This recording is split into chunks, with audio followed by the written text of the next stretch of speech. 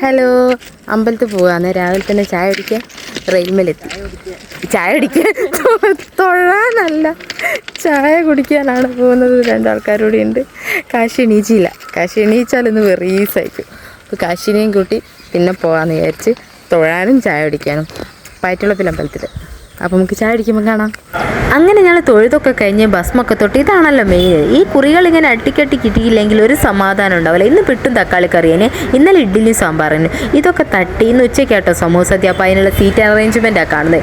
ഇനി ഉച്ചയ്ക്ക് ഒരപ്പാര തിരക്കായിരിക്കും. രാവിലെ 8 മണിക്ക് ആയിട്ടേ ഉള്ളൂ കേട്ടോ. അധികം ആൾക്കാരൊന്നും അമ്പലത്തിലെത്തിയില്ല. പന്തലൊക്കെ ഇട്ടുണ്ട് വെയിലത്ത് ക്യൂവിൽ നിൽക്കുന്നവർക്ക്. അപ്പോൾ ആദ്യം തന്നെ വരിക്ക് കയറി നിൽക്കണം എന്നാണ് ആഗ്രഹിക്കുന്നത്. ഒരു 9-10 മണിയൊക്കെ ആകുമ്പോൾ വന്നിട്ട് എന്നാൽ പെട്ടെന്ന് തന്നെ ഫുഡ് കഴിച്ച് പെട്ടെന്നല്ല സ്റ്റാർട്ടിങ്ങിൽ ഫസ്റ്റ് ട്രിപ്പ് തന്നെ കയറി ഇരിക്കണം എന്നാണ് ആഗ്രഹം. അതൊരു ശീലമായിപ്പോയല്ലോ. അപ്പോൾ ഇതൊക്കെ കഴിച്ചിട്ട് വേണം വീട്ടിലേക്ക് പോകാൻ. അതാ ഉച്ചയ്ക്ക് വന്നിരിക്കുന്ന ആളുകൾ കാണുന്നത്. കാശിനോട് ഞാൻ വീഡിയോ എടുക്കാൻ പറയുന്നുണ്ട്. ക്ഷമ കെട്ടിയിരിക്കുന്നതല്ല, കാശിനോട് വീഡിയോ എടുക്കാൻ പറഞ്ഞേരം ഞാൻ കുറച്ച് എക്സ്പ്രഷൻസ് വാരി വിതറുന്നതാണ് നിങ്ങൾ കാണുന്നത്. പക്ഷേ ഇത് ഞാൻ എന്തോ ആലോചിച്ചോ ഫോൺ തരായിട്ട് കച്ചറ കൂടിയിരിക്കുകയാണ്. പിന്നെ ഓൻ്റെ വോയിസാണ്.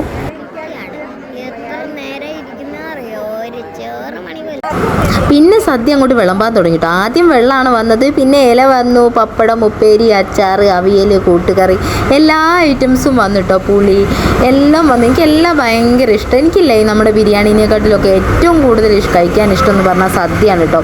അത് ഈ അമ്പലങ്ങളിൽ പോയി കഴിക്കുമ്പോൾ കിട്ടുന്ന ഒരു ഫീല്, ആഹാ അടിപൊളിയാട്ടോ. എന്തായാലും നല്ല രസമാണ്. ഇതൊക്കെ കഴിഞ്ഞാൽ കാശിക്ക് കളിക്കണം എന്ന് പറയാണ്.